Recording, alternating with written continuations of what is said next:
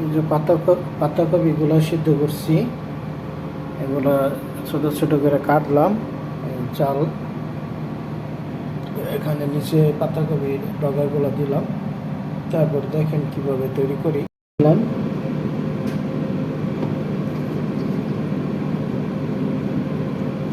এখানে পাতাকপি রোল করলাম।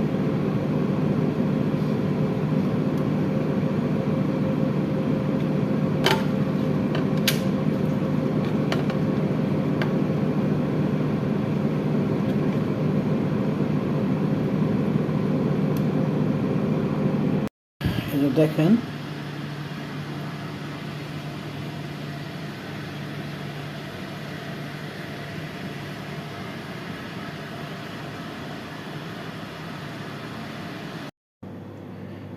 এই যে আঙ্গুর পাতা, এগুলা আঙ্গুর পাতা আর এই যে চাল এখানে তৈরি করব। তখন দেখবেন আগে পাতাকপিটা তৈরি করছি, এখন আঙ্গুর পাতাটা তৈরি করব।